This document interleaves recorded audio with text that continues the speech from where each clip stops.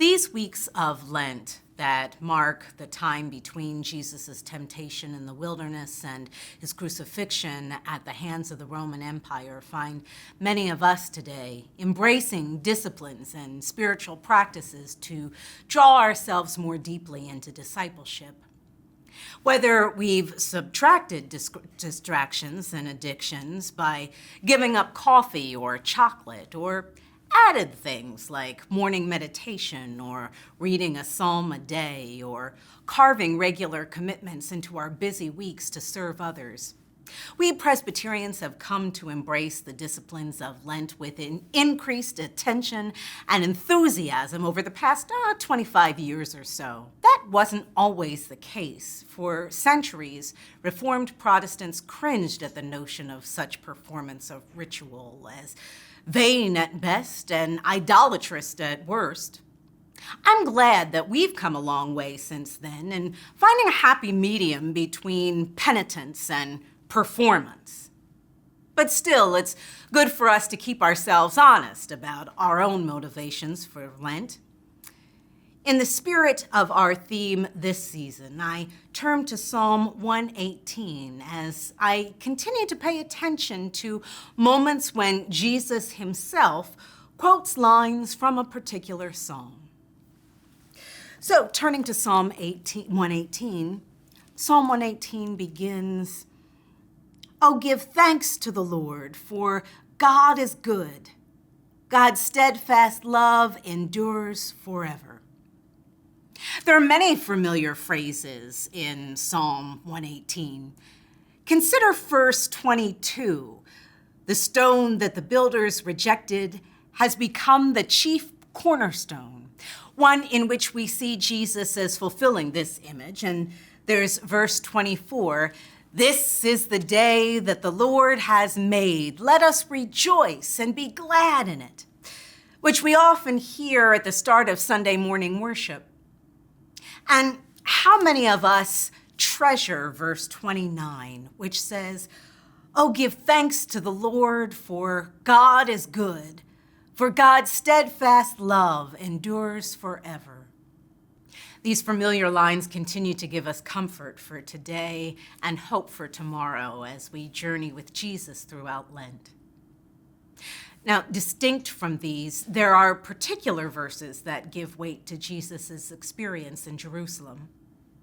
Psalm 118, verses 8 through 9, tells us that, quote, "It is better to take refuge in the Lord than to put confidence in mortals. It is better to take refuge in the Lord than to put confidence in princes." Our key verse, verse 26, points us in the right direction toward Jesus. "Blessed is the one who comes in the name of the Lord." Now let's turn our attention to Matthew 23, where we find Jesus instructing the crowds and his disciples to avoid modeling their behavior on the religious authorities, arguing against their own hypocrisy. He describes them as those who tie up heavy burdens that are hard to bear and lay them on the shoulders of others, but they themselves are unwilling to lift a finger to move them. They do all their deeds to be seen by others, for they make their phylacteries broad and their fringes long.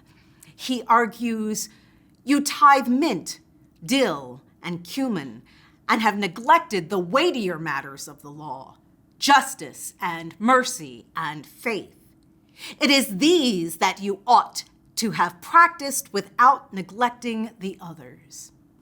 Matthew 23 dedicates 36 verses to Jesus' diatribe against the religious leaders before turning his words to lament, where he says, "Jerusalem, Jerusalem, the city that kills the prophets and stones those who are sent to it. How often I have desired to gather your children together as a hen gathers her brood under her wings, and you were not willing. See, your house is left to you desolate. For I tell you, you will not see me again until you say, 'Blessed is the one who comes in the name of the Lord.'" In the spirit of placing our trust in the Lord and not in mortals and princes, Matthew's words of Jesus resonate with Psalm 118, with Jesus declaring himself as the Blessed One, coming in the name of the Lord. And the Gospel of Matthew connects us with this psalm and connects us directly with Jesus. We're wise to pay serious attention in our own faith practices, both to avoid excesses and hypocrisies of ritual for the sake of posing for others, and to place at the center of our words, thoughts, and actions the reason for it all, giving honor and reverence to the Blessed One who comes in the name of the Lord. Keep the faith.